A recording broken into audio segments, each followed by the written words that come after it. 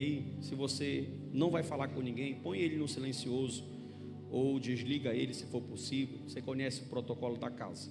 Evite levantar para tomar água na hora da ministração. E eu não estou vendo nenhum bebê chorando hoje. Não tem nenhum bebê na casa, não? Não tem nenhum bebezinho. Oh, glória. Amém? Os pais estão felizes também, né? Graças a Deus. Queridos, então vamos lá. 8h27, nós temos alguns minutos aqui para trazer uma palavra aos irmãos. Como é começo de ano e a gente tem que colocar tudo no lugar, fazer os ajustes, nós já começamos uma sessão de reuniões com as pessoas que estão liderando os departamentos. Já reunimos com o pastor Bruno, já reunimos com o evangelista Rafael, com outras pessoas, e essa semana vai ser, até o dia 28, vai ser uma semana de muita reunião para ajustar tudo. Aí eu quero falar sobre os atributos da liderança da igreja. Isso aqui é muito importante porque começo de ano, mudança de cargo, alguns desistindo, alguns parando, alguns entregando, outros querendo entrar e por aí vai. O apóstolo Paulo, ele fala de 3 ministérios na Bíblia. Repita comigo, diga assim: ministério de serviço, ministério espiritual, serviço, ministério, serviço e misericórdia. Me faltou aqui, espiritual. Primeiro, Romanos 12, serviço. Efésios 4, ministeriais. E 1 Coríntios 12, espiritual. Isso, são esses 3 ministérios. Deu um branco, irmão, aqui agora, mas voltou. E esse serviço, ministério, dom espiritual e todo, eles estão relacionados a servir a igreja. Se Deus te deu o dom de serviço, se Deus te deu o dom ministerial, ou se Deus te deu o dom espiritual, tem um objetivo. Você pode anotar para você ler na sua casa depois, que nós não temos tempo. Efésios capítulo 4, versículo 11 ao versículo 16, que Paulo vai dizer, e também na lista de 1 Coríntios capítulo 12, versículo 1 ao versículo 11, que ele vai dizer claramente qual é o objetivo de Deus dar esses dons para a igreja. Em Romanos capítulo 12, do versículo 3 ao versículo 8, ele vai dizer que esses dons são dados de graça para um propósito, e esse propósito é a edificação da igreja, a edificação do reino. Primeiro ponto eu quero frisar aqui, que é um privilégio. Olhe para mim aqui, por favor, com a Bíblia aberta. Que é um privilégio nós servirmos o reino dos céus. Para você que trabalha na igreja, para você que tem um cargo na igreja, para você que exerce alguma função, independente de qual ela seja. 1 Coríntios capítulo 12, versículo 11, Paulo diz: o mesmo Espírito reparte particularmente a cada um como Ele quer. O que é mais lindo de tudo isso é que nós não escolhemos no corpo aonde vamos ficar, nós não escolhemos no corpo o dom que nós vamos ter. Tudo isso é escolha de Deus, tudo isso é ação do Espírito Santo. Mas é bem verdade que quando nós começamos a descobrir paulatinamente, biblicamente, para que e por que o Senhor nos dá todo esse poder, esses dons, essa graça, a gente começa a entender que a nossa vida só tem um propósito, que foi profetizada lá na antiga aliança, no Primeiro Testamento, pelo profeta Isaías. O profeta Isaías, quando ele profetizou, e uma das suas profecias disse que a nossa vida, ela se resultaria em servir ao Senhor, e tudo que fugisse disso perdia o foco. Toda vez que a sua vida não tem um foco de servir a Deus, independente de onde você esteja, ela perde o propósito segundo a Bíblia Sagrada. Quando Paulo escreve a carta de Timóteo, de Tito, essas cartas não são como a carta aos Efésios. Por exemplo, a carta aos Efésios, Paulo trata de cristologia. Nós vamos estudar Cristo na escola bíblica, e a carta aos Efésios, ela é um legado, segundo Barclay, um grande teólogo do Novo Testamento. A carta aos Efésios, nenhuma outra carta, nem mesmo Romanos, que é tão teológica, fala tanto de Cristo como a carta aos Efésios. Quando você pega a carta aos Colossenses, você vai observar que o legado de Paulo nessa carta aos Colossenses é falar da doutrina da igreja. Essa doutrina é denominada eclesiologia, a doutrina da igreja, que cuida dos sacramentos, dos fundamentos, daquilo que a igreja tem como instituição. Então a carta, quando eu quero aprender isso mais a fundo, eu estudo a carta aos Colossenses. Só que essa carta aqui, ela é uma carta pessoal.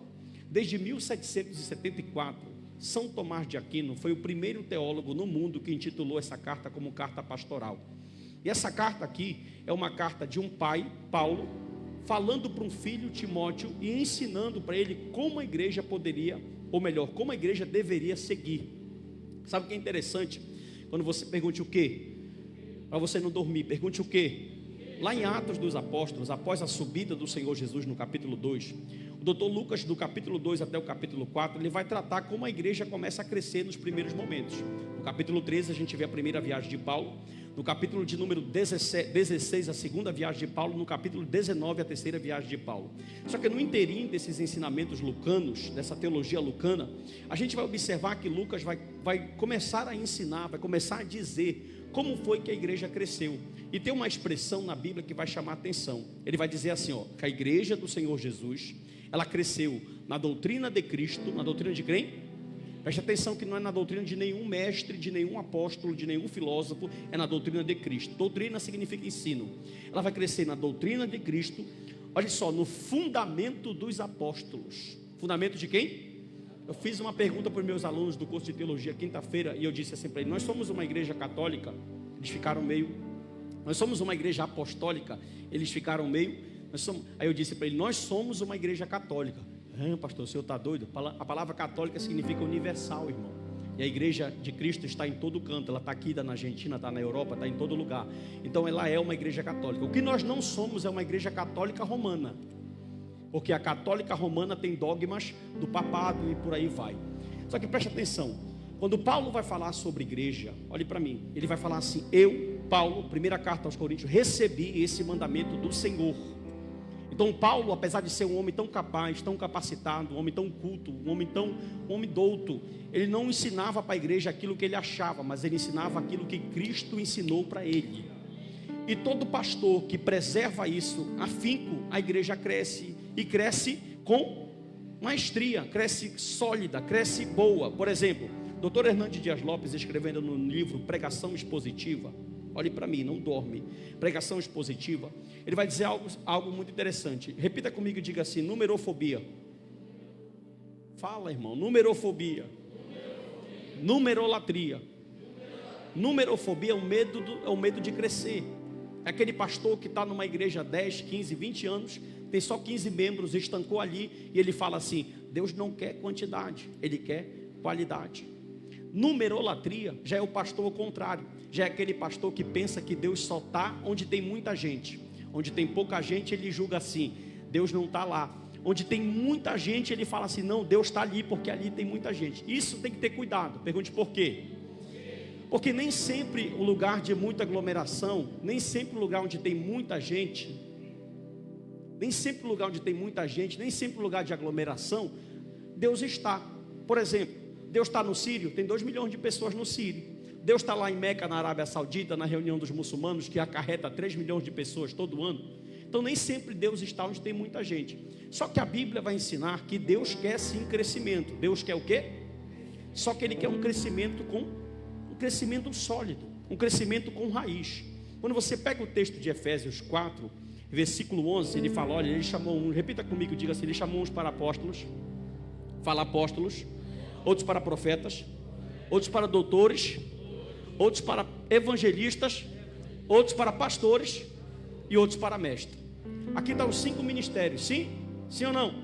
Já tem abre aspas aí, algumas igrejas colocaram um colchete e colocaram outros para dançar, ministério de dança, mas não tem esse aqui, é apócrifo, esse ministério de dança, mas isso é uma outra história. Olhe para mim aqui, presta atenção. Quando Paulo fala desse ministério, ele diz que Deus, versículo 12, olha para qual é o propósito: lê e aprende, com vista ao aperfeiçoamento dos santos, para desempenho do seu, para edificação do corpo de. Então Cristo que é uma igreja que cresce, edificada, que conheça quem é Cristo, e que não, versículo de número 13, por favor, até que todos, que texto lindo, irmão, até que quem?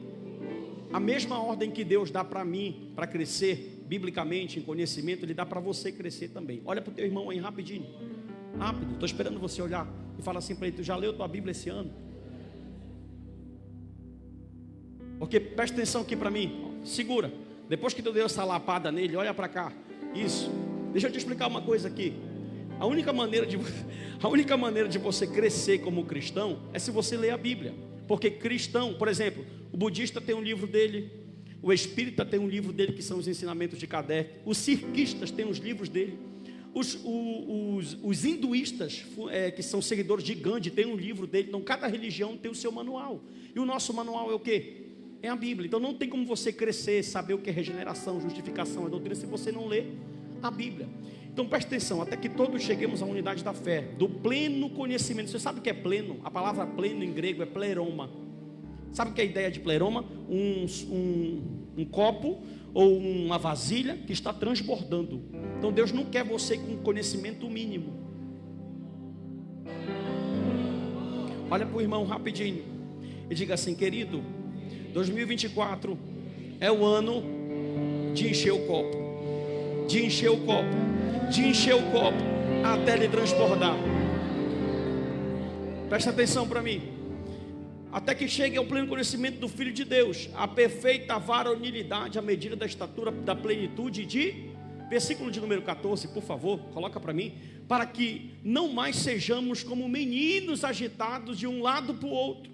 Olha para mim, quando a gente está começando na fé, olha para cá. Por exemplo, a igreja de Corinto, ela ficou impactada com dom de línguas. Com dom de quê? Era dom externo. Quando você pega 1 Coríntios, capítulo de número 8, até o capítulo de número 14, Paulo está escrevendo para botar ordem no culto. Capítulo 8, comida sacrificada a ídolo. Capítulo 9, comida de demônios. Capítulo 10, comida santa. Capítulo 11, Paulo vai estar falando do mesmo contexto. Capítulo de número 12, dons de língua. Capítulo de número 13, o amor. Capítulo do povo não dá glória, incrível. Capítulo de número 14, presta atenção, ele termina sobre dons espirituais. Quando ele está ensinando essa igreja ficou impactada com dom externo. Por exemplo, eles chegavam no culto e um queria falar língua maior que o outro, para mostrar que era mais espiritual do que o outro. Só que nesse texto aqui, quando ele fala para que nós não sejamos mais meninos, quando a gente aceita Jesus e a gente está começando a dar os primeiros passos na fé, se a gente não passar pela mão de um homem, de um pastor crente, de um bom discipulador, a gente tende a dar muito soco em ponta de faca. Pergunte por quê? Porque a gente vai se empolgar.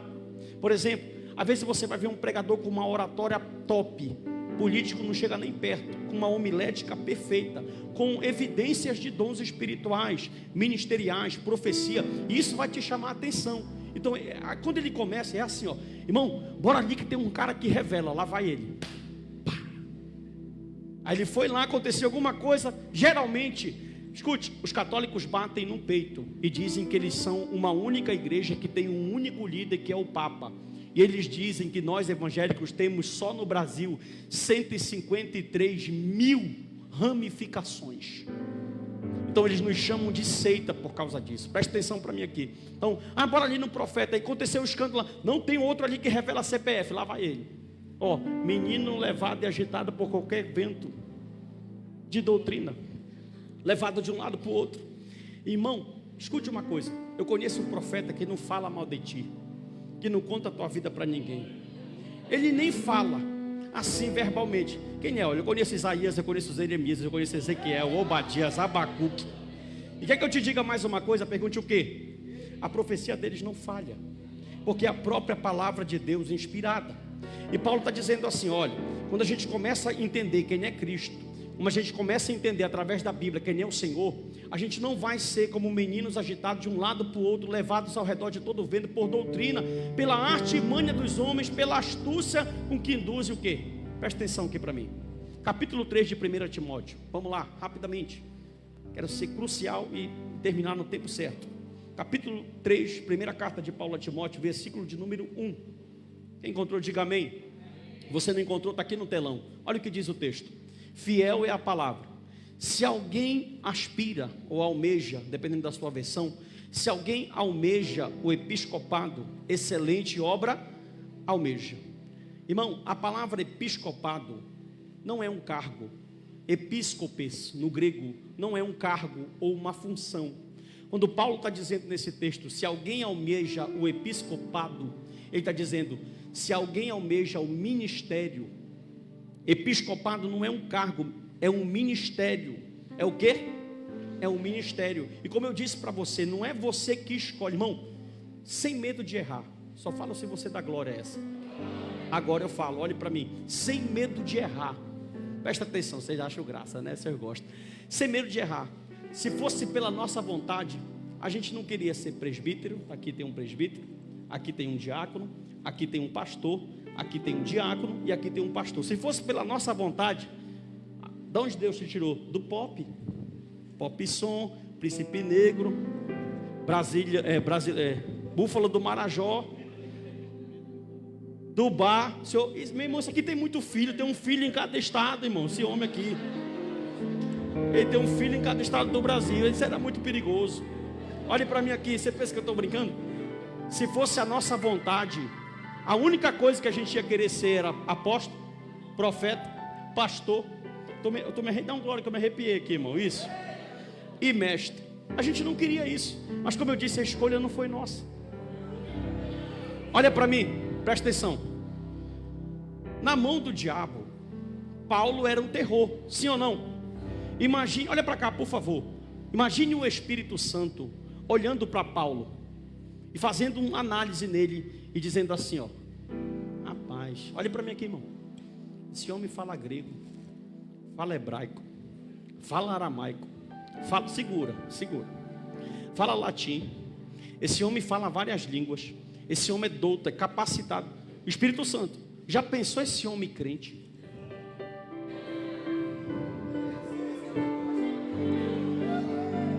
Você não entendeu? O outro está segurando glória, não é possível. Aí aprove o Espírito Santo em nos buscar no pop, no negro, no brasileirão, no búfalo, e disse assim: vou dar um banho de graça.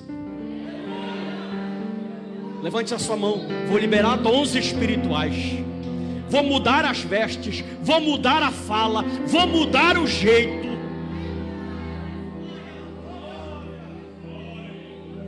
Aí olha como as coisas mudam. Aleluia. Olha como as coisas mudam. O que outrora só queria fazer o que não presta, agora ele está almejando. Oh glória. Está almejando o que, pastor? O episcopado. Outrora ele queria fazer a maldade, mas tem uma explicação. Pergunte qual? Segundo a Bíblia, ele estava morto. Estava o quê? Nécros. Ele estava numa condição que tinha uma corrente no pé dele, que ele não podia tirar, não dava nem para carregar e não se mexer. Tinha uma outra condição. Pergunte qual? Tinha um senhor chamado Satanás, o príncipe das trevas, o príncipe desse século, que era o senhor dele. E esse senhor era tão ruim que ele falava faz e ele fazia, faz isso e ele fazia, te afoga e ele se afogava. Só que agora, vou tomar uma água para te dar glória. Só que agora a corrente foi quebrada. Não vou melhorar, levante a mão que fica mais bonito. Só que agora a corrente foi quebrada. Agora o Senhor é outro.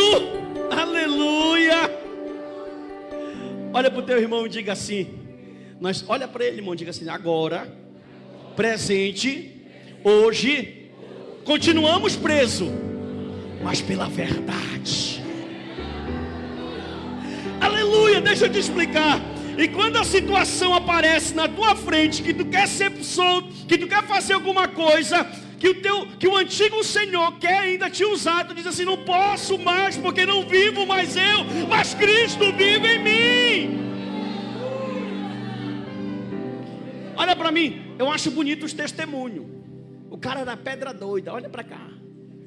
Aí quando ele passa, com todo mundo conhecia ele no bairro, esse aí, nem o diabo queria ele no inferno, ele era terrível. Olha só o testemunho do homem. Ele era o cão, nem o diabo queria ele no inferno tal. Essa rotatória do 8 aqui, meu Deus, ele amanhecia lá no sono, era Ítalo.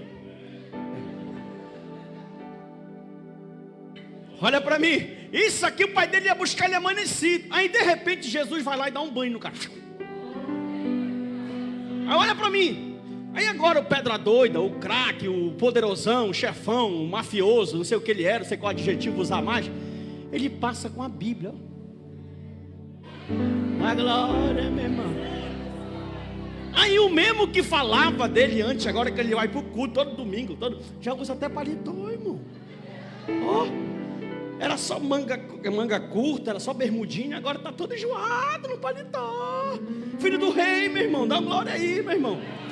Agora quando ele vai passando lá, Mateus, assim, aí o mesmo que falava, tu não fala assim: quem via esse cara, né? Eu estou pregando a tua vida e tu está dando glória. Quem era esse cara, meu irmão? O que esse cara fazia? Olha para o teu irmão rápido, e fala assim para ele: tu só presta para ser salvo. Fala que ele vai dar glória, diga: tu só presta para morar na glória.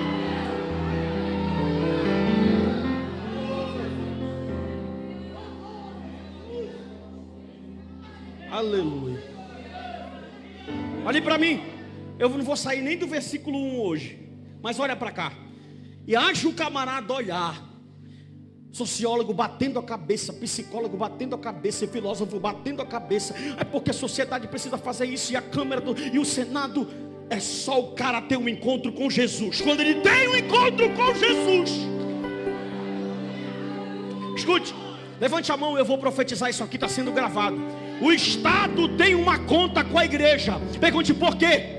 A igreja recupera bêbado, a igreja restaura a família, a igreja faz milagre, a igreja faz pessoas serem colocadas na sociedade de volta. A igreja do Senhor. E quer que eu diga mais? Pergunte o quê? Tudo de graça. Porque o poder não é do pastor, o poder não é do presbítero, o poder não é do evangelista, o poder não é do diácono. A glória é dele, o poder dele, a unção é dele, tudo é dele, para ele, porque ele é Deus.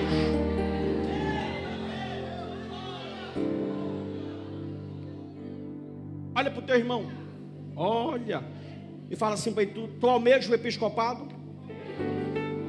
Sim ou não? Só que preste atenção. Olhe para mim aqui. Do lado divino, escute, do lado do humano, o episcopado é um chamado com uma convicção eterna. Do lado divino, é uma vocação, um chamado, um ministério que é concedido pelo Espírito. Só que preste atenção, hoje essa palavra, ela denota uma promoção eclesiástica. Por exemplo, quando o camarada é chamado para o ministério, quando ele é chamado para o episcopado, ele pensa assim: subir de cargo. Filosofia humana. Ele pensa assim: agora eu sou pastor, os irmãos vão me servir. Jesus falou assim: vem cá vocês, que eu vou ensinar vocês o que é o ministério. Pegue uma bacia, uma toalha, enche essa bacia de água e faça uma fila. Talvez você não saiba o contexto. Leia um livro chamado Parábolas de Lucas, de Kenneth Bailey. Kenneth Bailey mostra que no Oriente, século I, onde Jesus vivia, nunca um discípulo lava o pé, ou melhor, nunca o mestre lava o pé do discípulo. Lá no Oriente, cultura do Oriente, essa é a cultura do Oriente. Daqui a pouco eu vou te mostrar a cultura do céu, calma. Lá na cultura do Oriente, o discípulo, ou melhor, o mestre nunca lava o pé do discípulo. É o contrário, é o discípulo que tem que lavar o pé do... Aí todo mundo na fila, faz uma fila aqui, bora, todo mundo levanta. Isso, ilustração. Um atrás do outro aqui. Bom, Aline, o senhor vai ser Jesus, olha a moral, o senhor, sente bem aqui. Aí o senhor vai fazer assim, Bruno, coloca o teu pezinho e vai fazendo aqui. Eu sou Pedro. Vai lá, pode começar a limpar o pé. E vocês vão dando glória, isso. Vai lavando e eles vão saindo. Vai lavando. Pode sentar. Fique lá, irmão Arlindo. Não, acabou. Fique lá, irmão Arlindo. Fica bem aqui, Bruno. Olha para mim aí, crente. Meu senhor não lava. Está na Bíblia. Pedro está seguindo o mandamento. O discípulo que tem que lavar o pé do mestre. Meu senhor não lava, eu que tenho que lavar o seu. Querendo se mostrar que ele fala naquele sotaque pernambucano. Vai não, o nordestino. Diga assim: se eu não lavar o teu pé.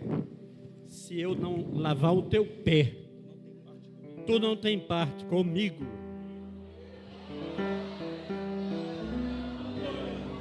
Ah é? Então me dá um banho logo, Senhor. Segura. Não, Pedro. Quem já foi batizado, da glória, meu irmão, não precisa tomar banho se não lavar os pés. Presta atenção. Na filosofia, pode sentar, pastor Bruno. Na filosofia, obrigado. Na filosofia do mundo, tu serve. Ou melhor, tu é levantado para ser servido. Aqui dentro é o contrário. Quando o cara é chamado para o episcopado, que ele pensa assim: subir de cargo, ele se quebrou. Quando ele é chamado para o episcopado, ele pensa: vou servir. Vou cuidar. Presta atenção. Quem tem problema aqui, levante a mão. Tem gente que não tem, me dá a fórmula aí, bora lá. Já? Vou perguntar de novo. Quem tem problema aqui, levante a mão. Todo mundo tem problema. Levantar as duas aqui, irmão, que está pegando. Olha para mim. Presta atenção aqui, por favor. Todo mundo tem problema, sim ou não? Quem quer pegar, por exemplo, a gente já tem luta para resolver os nossos problemas, sim ou não? Já é difícil resolver os nossos problemas, sim ou não? Quem é que quer pegar o problema de um monte de gente e falar, me dá? Olha para o irmão, olha, e fala assim, só alguém que está cheio do Espírito Santo da verdade. Bora na Bíblia, bora. João, diga João. 5 livros. Fala 5 livros. Diga o Evangelho, as 3 cartas e o Apocalipse. Lá vai, quando ele escreve o Evangelho, João, apóstolo, olha a patente. Aí ficou mais crente, aprendeu mais sobre Bíblia, aprendeu mais sobre o reino e escreveu as cartas. Eu, João, presbítero, se diminuiu. Aí ficou mais crente, andou com Jesus, chamou os outros de filhinhos, ficou mais crente, escreveu o Apocalipse e falou, eu, João, servo. Porque lá no mundo é assim, ó, quanto mais tu cresce, mais as pessoas te servem. Aqui é o contrário, quanto mais tu cresce, mais tu tem que servir.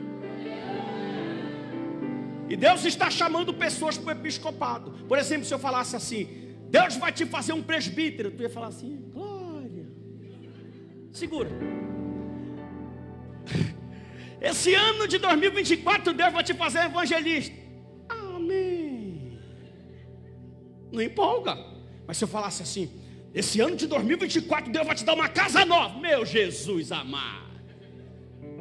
Esse ano de 2024, Deus vai sacudir, vai te fazer profeta aqui no 40 horas. Meu Deus, ele ia sair rodando.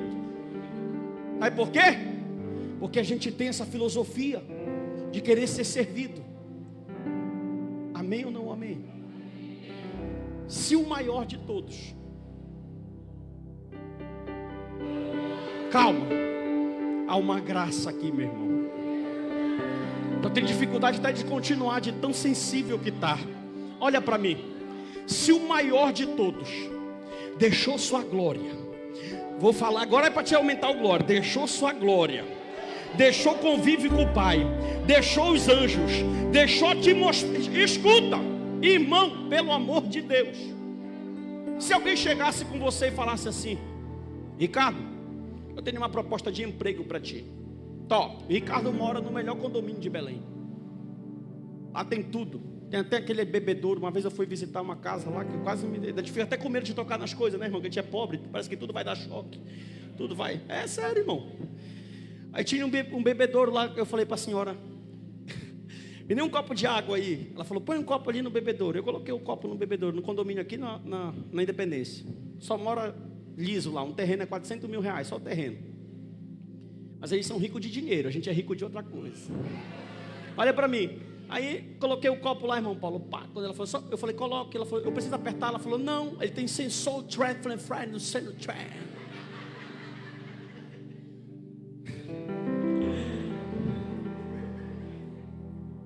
Bata uma palma aí pro Rei Jesus. Escuta, vou voltar pro Ricardo. Aí a água começou a cair. E eu olhando, né?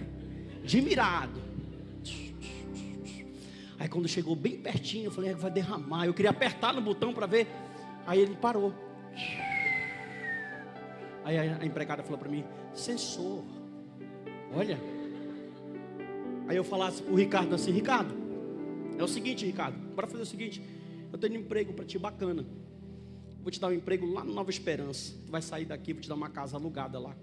Vão cuspir em ti. Vão falar que tu é falso profeta. Vão dizer que tu não é o Messias. Não vão acreditar na tua pregação. Tu quer, Ricardo? Provavelmente o Ricardo ia falar não. Provavelmente eu ia falar não. Provavelmente você ia falar não. Deus fez a mesma coisa com o filho. Meu filho, tem um povo lá embaixo. Povo ruim de dar glória. Deixa eu melhorar, olha para mim. Tenho 4 minutos. Deixa eu te falar no português rasgado. Meu filho, eles estão lascados. Eu já mandei Abraão, não deu certo. Mandei Moisés, também não deu certo. Noé só conseguiu ele e a família dele. Coitado, meu filho. Mandei os profetas, rejeitaram.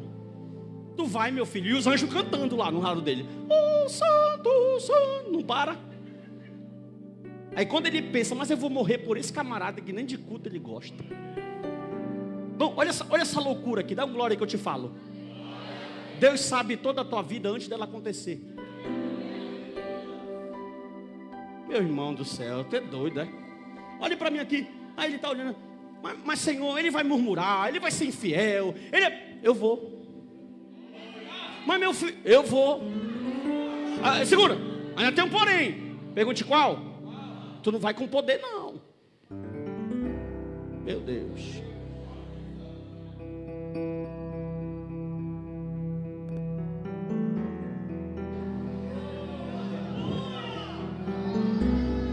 Meu irmão, eu falo com muito orgulho, eu bato no meu peito nessa noite e falo com muito orgulho. Eu participo do melhor reino, tenho o melhor patrão. Eu participo do reino que não acaba. Eu participo do melhor reino, que é o reino dos céus. Olha para o teu irmão rápido, que eu estou terminando, e diga: e tem vaga. E diga: e tem vaga. E diga: e tem vaga. Diz 2024.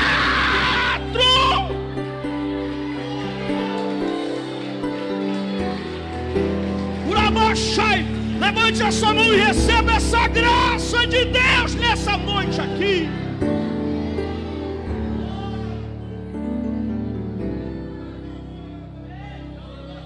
Meu Deus. Escute uma coisa aqui, para me terminar. É um privilégio muito grande. Paulo escreveu aos Romanos, capítulo de número 3, versículo de número 8, no capítulo 5, no versículo 12, ele disse assim, ó: e ele nos amou, sendo nós ainda pecadores. Você sabe qual foi um dos motivos? Olhe para mim, estou terminando. Sabe qual foi um dos motivos dos judeus rejeitarem Jesus como Messias? Pergunte qual? Porque na cabeça deles a equipe de trabalho de Jesus tinha que ser os melhores. Pergunte quem? Escribas, doutores, fariseus, saduceus, herodianos, a nata e a equipe de trabalho de Jesus, para eles ficarem com a boca aberta, é os piores.